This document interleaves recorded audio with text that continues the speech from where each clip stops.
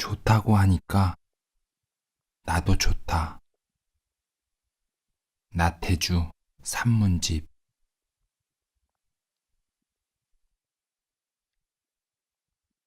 나도 실은 지금 그 사람, 내가 어려서 꿈꾸었던 나 자신을 만나러 가는 중이다. 왜 사는가? 사람들은 왜 사는가? 무엇을 바라고 살며 무슨 목적으로 사는가? 그것을 분명히 알고 답하는 사람들은 그다지 많지 않을 것이다. 그냥 사니까 사는 것이고, 그냥 사라지니까 사는 것일 것이다. 만약 누구에게 당신은 왜 사느냐고 물었을 때 죽지 못해서 삽니다 라고 답해왔다면 참 그것은 당황스런 답일 것이다. 그런데 중요한 것은 오늘날 많은 사람들이 그렇게 습관적으로 말하고 있고 스스로도 그렇게 믿고 있다는 것이다. 심각한 문제다. 자주 서울 나들이를 하면서 지하철을 탈 때가 있다. 지하철역에는 에스컬레이터가 있고 무빙워크가 있다. 서 있기만 해도 저절로 몸이 움직여지는 장치들이다. 에스컬레이터에서는 뛰거나 걷지 말라는 주의 방송도 흘러나온다. 그런데 무빙워크에서 가만히 서 있는 사람을 한 사람도 볼 수가 없고, 에스컬레이터에서는 절반 정도가 걸어서 올라가거나 걸어서 내려간다. 무엇이 그리도 바빠서 그렇게 빠르게 걸어가는 것일까? 지금 우리는 자기가 어디로 가는지도 모르고 또 왜 가는지도 모르면서 한사코 가기만 하는 사람들이 아닐까? 한 번쯤은 발걸음을 멈추고 나는 왜 사는가? 나는 무엇을 위해서 사는가? 자기의 삶을 들여다보아야 한다고 생각한다. 사람은 왜 사는가? 무엇을 위해서 사는가? 하고 물으면 그 답은 사람마다 다를 것이다. 사업을 하는 사람들은 돈을 벌기 위해서라고 답할 것이고, 정치하는 사람들은 좋은 세상을 위해서라고 말하면서 내심으로는 권력을 잡기 위해서일 것이고, 종교인들은 신에게 헌신하기 위해서라거나 자기 수양이 목적일 것이다. 그야말로 천차만별로 답이 나올 것이다. 하지만 여기서 소중하고도 필요한 것은 보통 사람들의 답변이다. 특별하지 않은 사람들, 우리 주변에 있는 수많은 사람들, 나의 이웃들의 답변이 중요하다. 과연 그들의 삶의 목적은 무엇일까? 그들은 무엇을 위해 하루하루 힘든 노역에 몸을 바치고 순간순간 근심 걱정을 하면서 사는 것일까? 그 공통 분모를 찾는다면 그것은 행복일 것이다. 그런데 이 행복이라는 것이 또 사람마다 기준이 다르고 그 실상이 모호한 것이 문제다. 행복이란 도대체 무엇일까? 우리가 어려서부터 알고 있는 칼을 부세란 사람의 시 산 너머 저쪽에도 행복에 대한 내용이 나온다. 산 너머, 언덕 너머, 먼 하늘 밑 행복이 있다고 사람들은 말하네. 아, 나도 친구 따라 갔다가 눈물만 머금고 돌아왔다네. 산 너머, 언덕 너머, 더욱더 멀리. 그래도 사람들은 말하네. 행복이 있다고. 그렇다. 오래전부터 우리에게 행복은 당연히 먼 곳에 있는 그 무엇이다. 분명하지 않은 것이다. 이걸 어쩌나 우리는 그렇게 행복을 원하면서도 행복을 마치 하늘에 뜬 무지개처럼 여기며 살았다. 여기에 우리들의 불행과 자가당착이 있지 않을까 싶다.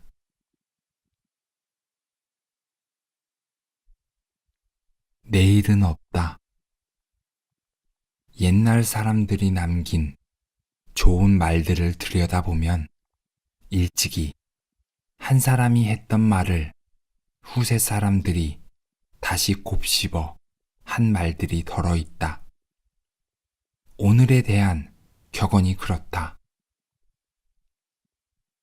내가 헛되게 보낸 오늘은 어제 죽은 이가 그토록 갈망했던 내일이다. 이것은 고대 그리스의 3대 비극 작가 중 하나인 소포클레스라는 이가 한 말이고, 오늘이라는 날은 어제 죽은 사람이 그렇게도 살고 싶었던 하루다 라는 말은 미국 사람인 에머슨이 한 말이다. 시대가 다르고 처지도 다른 두 사람이지만 그 두 사람의 말 가운데 공통점은 오늘의 시간이 소중하다는 점이고, 그런 오늘을 보다 열심히 잘 살아야 하지 않겠느냐는 충고가 배면에 깔려 있다는 점이다. 현명한 사람은 그렇다. 내일이나 더구나 어제에 목매달지 않고 오로지 현재인 오늘에 충실하면서 사는 사람이다. 그야말로 어제는 지나간 오늘일 뿐이고 내일은 아직 오지 않은 오늘일 뿐이다. 신의 영역인 것이다. 제법 오래전 내 곁에 영이란 아가씨가 있었다. 당시 나보다도 젊은 나이의 아버지가 있었는데 그 아버지가 세상을 떠나고 말았다. 곁에서 보기에 많이 안쓰럽고 가슴이 아팠다. 그 무엇으로도 도와줄 수 없었고 그 어떤 말로도 위로가 되지 않았다. 그때 내가 영희에게 자주 들려준 말이 그 말이다. 영희야, 내일은 없는 거야. 우리에겐 오직 오늘이 있을 뿐이란다. 그러니 오늘을 열심히 살도록 하자. 그래서 그랬던가 영희는 조금씩 상실과 절망의 늪에서 빠져나오기 시작했고, 나중에는 본래의 모습을 되찾아 씩씩하게 살아가는 사람이 되어갔다. 반갑고도 고마운 일이 아닐 수 없다. 그 뒤에 나는 이러한 느낌을 담아 다음 시를 쓴 일이 있다. 지금 여기 행복이 있고, 어제 거기 추억이 있고, 멀리 거기에 그리움이 있다. 알아서 살자.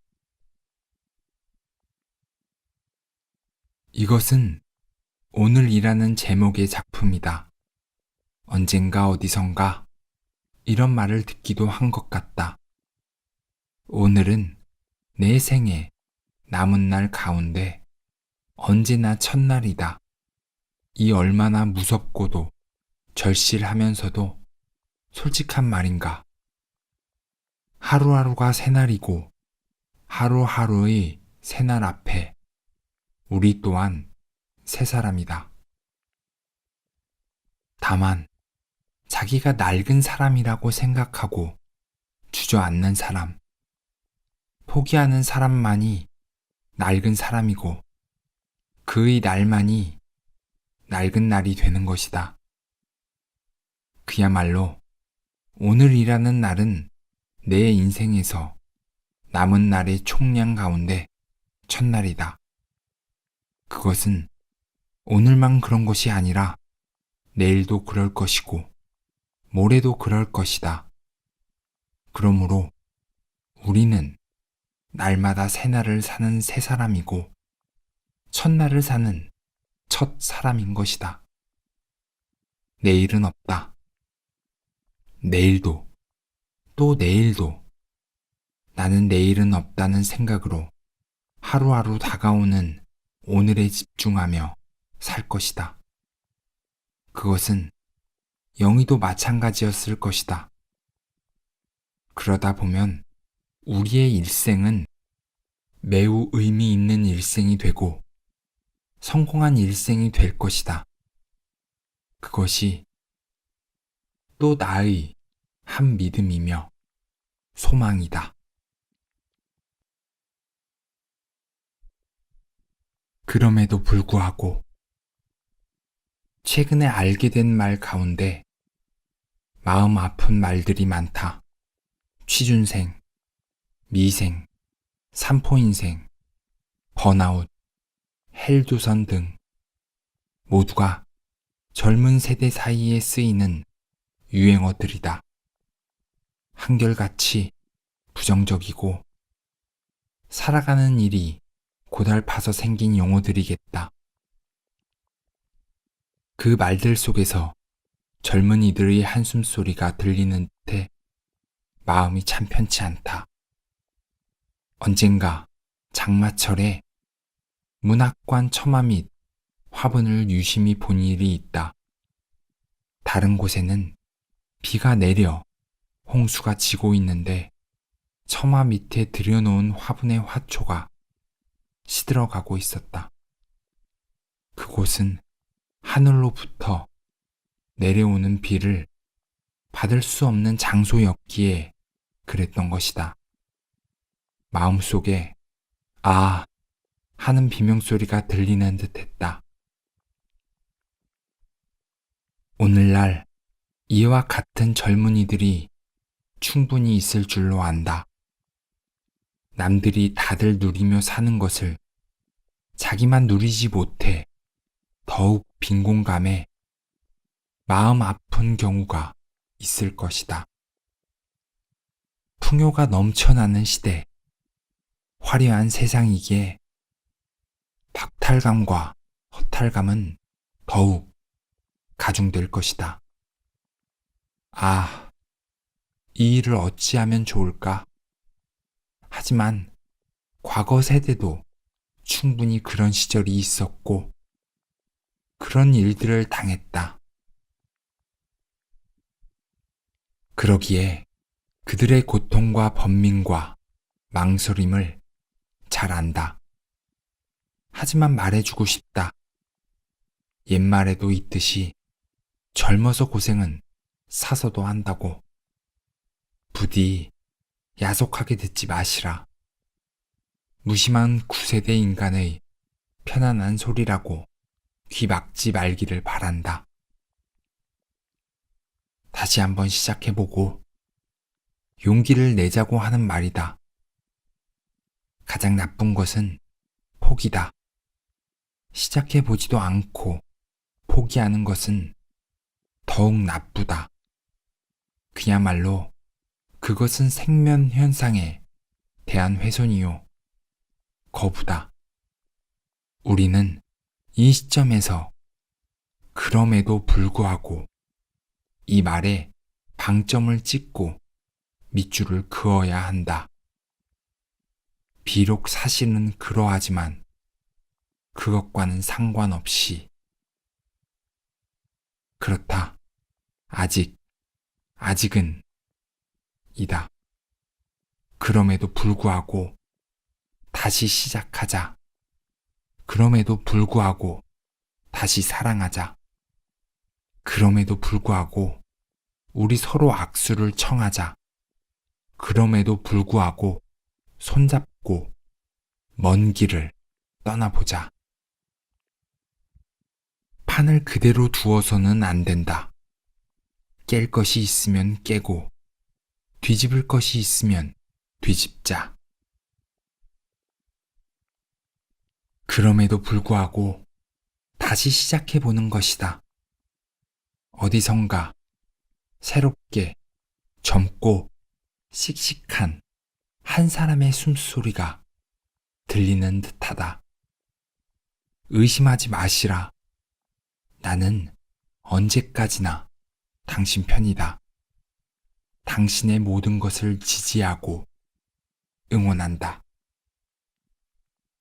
철들자 죽는다. 정들자 이별한다. 이 또한 옛 어른들이 들려주시는 말씀이다. 인생이 비극인 것은 우리가 너무 일찍 늙고 너무 늦게 철든다는 것이다. 벤자민 프랭클린이 한 말이다. 진정으로 젊은 세대가 아름다운 것은 도전하는 그 삶에 있고 인생은 때로 사서도 하는 고생이라는 것을 믿고 그것을 실천해 보려는 당신의 마음 터전에 있다. 지금은 좋은 때. 오래전 어느 가을날이다. 가을날이라도 깊은 가을날. 아내를 부추겨 마을 산행길에 오르자고 했다. 산행이라고는 하지만 그냥 산책과 같이 가볍게 동네 뒷산을 오르는 일이다. 그때만 해도 아내는 그런 일을 별로 좋아하지 않았다. 아마도 시간 낭비라고 생각했던 것 같다. 언제나 끝까지는 나의 청을 거절하지 못하는 아내가 마지못해 따라 나섰다. 우리의 발걸음은 동네 사람들이 남산절이라고 부르는 곳으로 향했다. 남산절은 나지막한 산 중턱에 제비집처럼 붙어있는 조그만 암자, 스님이 살아야 하는 곳인데 늙은 무당 내외가 살고 있는 집이다. 오르막길을 올라 조금은 숨가쁘게 절에 도달했다. 저만큼 보니 마당에 두 노인이 앉아 있다.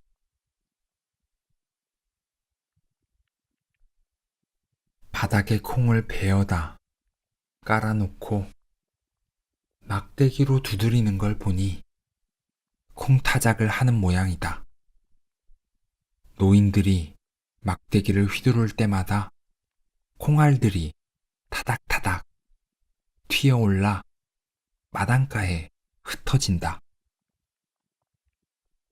우리의 발걸음은 그 노인들이 콩타작을 하는 마당을 가로질러서 가도록 되어 있었다. 아내와 나는 그 마당을 질러가는 것이 미안해서 가장자리만 골라 디디며 지나갔다. 발길이 저절로 조심스러웠을 것이다. 콩타작을 하고 계시는군요. 말하기 좋아하는 내가 그런 말로 허들의 인사를 했을지도 모른다. 좋은 때들이시구랴. 남자 노인의 입에서 나온 말이다. 전혀 뜻밖의 장소에서 뜻밖의 말을 들은 것이다. 아니, 우리더러 좋은 때라니. 게다가 지금은 늦은 가을날 해가 저무는 시각이 아닌가. 발길을 옮기며 나는 내내 속으로 생각을 되새김질했다. 아내가 새색시 시절 시집 와서 몇 달도 되지 않았을 때다. 아내는 시골집 우물에서 두레박으로 샘물을 퍼서 빨래를 하고 있었다. 겨울철, 그것도 고무 장갑 같은 것도 없어 맨손으로였다. 게다가 새댁이니 입어야 한다고 어른들이 말씀해서 초록 저고리 분홍 치마를 차려입고 하는 손빨래다. 얼마나 거추장스럽고 불편하고 또 손이 시렸을까. 그런 모습을 보면서 이웃집에 사는 과부댁 서운이 엄마가 대문 밖으로 지나가면서 한마디 던졌다. 참 좋은 때구나. 새각시 손실인 줄은 모르고 곱게 차려입은 꽃가옷이 거북살스러운 것은 짐작 못하고 좋은 때라니. 그렇다. 보는 사람 입장에서 보는 사람 생각과 느낌으로 그렇다고 생각하면 그런 것이다. 대부분의 사람들은 자기가 좋은 때를 살고 있다는 것을 모른다. 그 좋은 때가 지나가야만 그 좋은 때가 좋은 때였음을 알게 된다. 안타까움이고 회한이고 아쉬움이다. 좋은 때가 언제인가? 바로 지금이다. 당신의 좋은 때는 언제인가? 바로 당신의 지금이다. 좋은 곳은 어디인가? 바로 당신이 지금 있는 그 장소다. 50대 중반의 늦은 가을날 저녁 무렵 힘들어하는 아내를 부추겨 오른 남산절. 지나가는 우리 부부에게 그 절마당에서 콩타작을 하면서 70대 노인이 들려준 한마디는 나에게 커다란 각성을 주는 말이었다. 언제나 우리는 좋은 때를 사는 것이다. 세상 끝날 때까지 좋은 때를 살 것이다.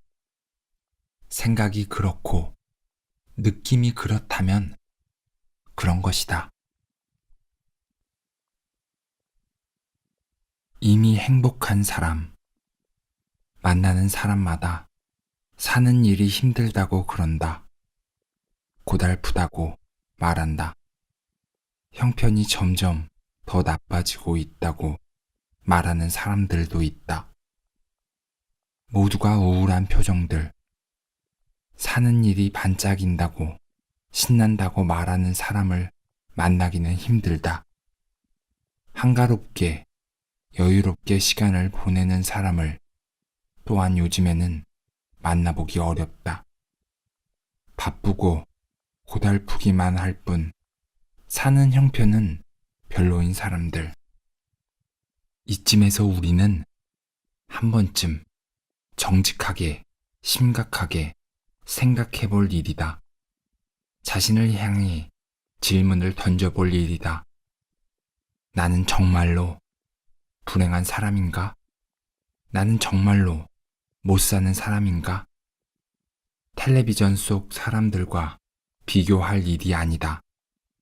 뜬 소문으로 기준 삼을 일도 아니다. 지난날 나의 삶과 비교하고 지난날 나의 기억과 비교해야 할 일이다. 모두들 행복의 조건을 외형적인 조건들, 물질적 환경만으로 따져서 그런 건 아닐까? 지나치게 남들과 비교해서 그런 것은 아닐까? 행복은 좋은 집이나 좋은 옷, 좋은 음식, 값비싼 자동차가 결정해 주는 게 아니란 것을 우리는 이미 알고 있다. 다만 그것들은 행복의 기본 조건일 뿐이고 필요 조건일 따름이다. 요는 마음이다. 마음의 상태다. 마음이 고달프고 불행하다고 생각되면 고달파지는 것이고 불행해지는 것이다. 행복이야말로 마음이 시켜서 만들어내는 무지개와 같은 그 무엇. 철저히 심정이 다스리는 나라의 일들이다. 어쩌면 허상인지도 모를 일이다. 여기 커다란 저택이 있고 그 집에 아름다운 정원이 꾸며져 있고 꽃들이 많이 피어 있다고 하자.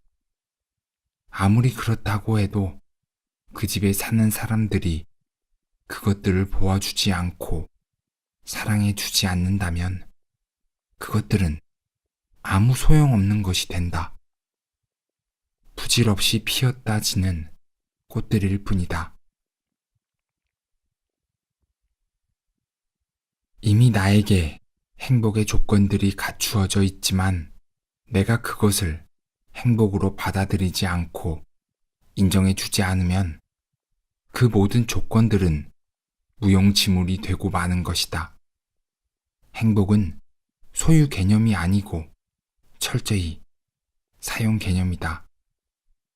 그런데 지금 우리는 지나치게 물질적인 소유에만 한눈이 팔린 사람들 아닐까? 한 번쯤 턱 내려놓을 일이다. 자기의 문제를 내려놓고 바라보아 주자. 적어도 지금 취업 전선에 나선 취준생이거나 스스로 미생이라고 말하는 청춘의 사람이 아니라면 자신의 인생을 한 번쯤 턱 내려놓고 그 자리에 털썩 주저앉아 볼 일이다. 그러면 자신의 주변을 살피고 자신의 마음을 들여다보고 자신한테 새롭게 질문을 해보아야 한다. 나는 정말로 불행한 사람인가? 불행하다면 무엇이 불행한 것인가? 이것이야말로 지금 우리에게 가장 필요한 일이고 중요한 과제다. 급선무다. 행복의 마중물. 최근 만나는 사람들과 자주 나누는 화제는 주로 인간의 행복에 관한 것이다. 행복이 무엇이며 또 어떻게 살아야 행복해질 것인가? 예전엔 세상살이의 방향, 그 트렌드가 성공이거나 사업이거나 주택 구입 같이 좀 더 구체적이고 몸피가 큰 문제들이었지만 요즘엔 많이 가벼워져 조그만 문제, 정서적인 화제 쪽으로 공통 분모가 기울었다. 대화 도중 어떤 젊은이는 행복의 전제 조건으로 마음의 여유와 만족감과 긍정적 태도가 중요한데 그 가운데서도 만족하는 마음이 가장 힘들더라고 말하는 것이었다. 참 속내 깊고 내명이 있는 사람이라는 생각이 들었다. 그렇다. 마음으로 만족하는 능력이 과연 힘든 것 맞다. 만족은 그치는 마음에서 비롯한다. 앞으로 나아가다가 적절한 시점에서 그칠 줄 아는 마음, 그게 쉬울 까닭이 없다. 괜찮아, 괜찮아. 그만하면 됐어. 자신을 어루고 다스리는 마음이 어찌 젊은 나이에 쉽기만 하겠는가. 이제껏 우리는 물질이 행복의 전부인 양, 그것만 쫓아 달려온 사람들이다. 열심히 돈을 버는 게 급선무였고 남보다 앞서는 일이 좋은 일이었다. 좋은 학교에 합격하여 졸업하고 취직하고 결혼하고 돈을 모아 집 한 채 사는 게 모든 이들의 꿈이었다고 말해도 과언이 아니다. 그러나 그 끝에 가서 행복을 만났는가? 아니다. 공허감과 불안이 기다리고 있을 것이다. 이게 아닌데, 이게 아닌데, 그런 느낌을 가졌을 것이다.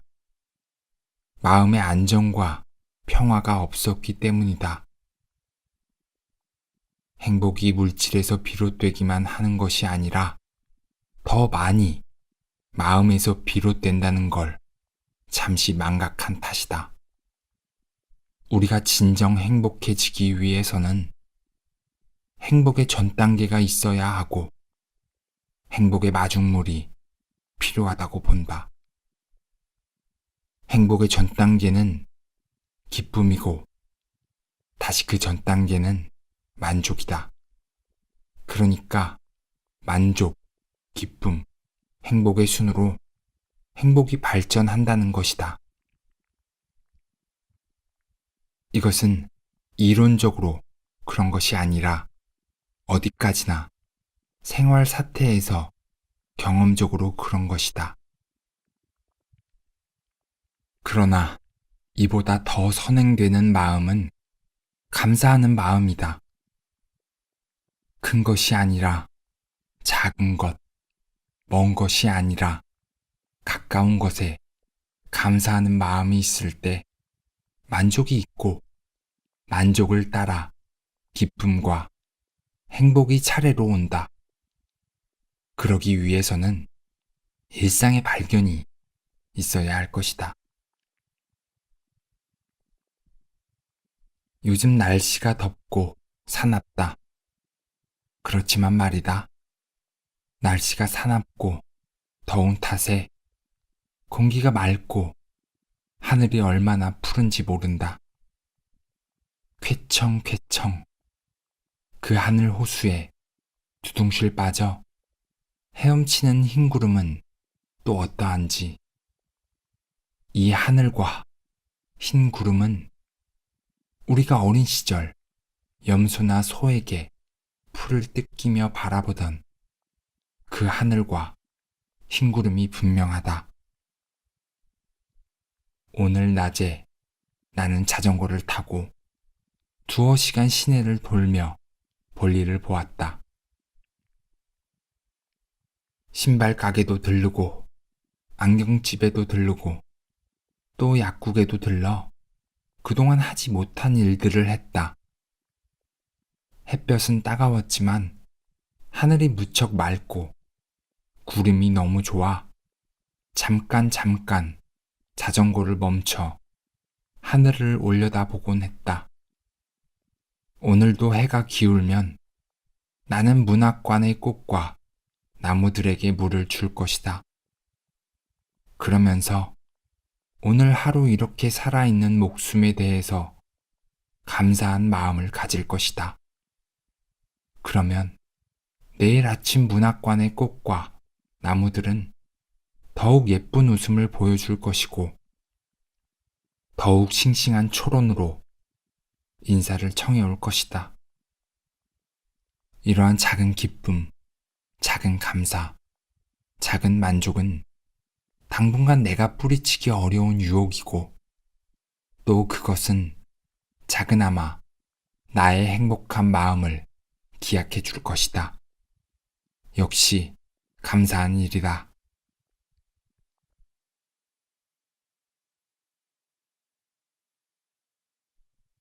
화해와 용서. 사람은 살아가면서 언제나 그가 겪어야 할 과업을 지니고 있다. 어린 시절엔 어린 시절대로의 과업이 있고 나이 들어서는 나이 들어서의 과업이 있다. 심리학이나 교육학에서 말하는 발달 과업이 그것이다. 이를 또 톨스토이 같은 이는 성장이란 말로 표현했다. 어쨌든 인간은 순간순간 좋아지는 쪽으로든 나빠지는 쪽으로든 변화하게 되어 있다. 변화한다는 것은 하나의 생명 현상이기도 하다. 나이가 많이 들어서 사람이 해야 할 변화와 성장, 발달 과업 가운데 하나는 화해와 용서의 과업이다. 오로지 나만의 입장에서 바라보던 눈길을 거두어 너의 입장과 눈길로 인생을 바라보기 시작하는 데서 화해와 용서는 출발한다. 그렇구나. 그때 내가 무리를 했고 속력을 냈고 나만 생각했다. 그렇게 자신을 돌아보면서 앞으로만 질주하던 인생이 뒤를 돌아보는 인생으로 바뀌고 주변을 살피면서 너그러운 눈길을 회복하게 된다. 인생 모드 자체가 바뀐다. 그러면서 자신을 바라보는 눈길조차 달라지게 된다. 먼저 자신과 화해하고 자신의 잘잘못을 그대로 인정해주면서 모자란 점, 불편한 점이 있다면 그것들을 용서해줄 필요가 있다. 화해와 용서의 첫 단계는 내려놓는 단계다. 들고 있던 무거운 짐을 바닥에 놓는 것처럼 그냥 내려놓기만 하면 된다. 따지고 망설이고 할 필요도 없다. 그러면서 자신에게 휴식을 주고 관용을 베풀어야 한다. 여기서 필요한 것은 모든 일들을 안쓰럽게 여기는 마음이다. 부처님이 말씀하신 자비심이라 해도 좋고 공자님의 측은지심이라 해도 좋겠다. 이런 시선과 태도를 견지하면서 주변의 사람들을 보면 된다. 누구보다도 가족들을 그렇게 보아야 한다. 가족. 귀하고 아름다운 이름이며 참으로 좋은 인간관계다. 아주 오랜 시간 함께 부대끼며 살아온 사람들이다. 그러므로 좋은 일만 있었던 건 아니다. 살아오면서 이지러지고 상처받고 힘든 골목골목들이 그 누구보다도 많은 사람들이 가족이다. 나와 화해하고 나를 용서한 다음에는 내처 가족과 화해하고 가족을 용서해 주어야 한다.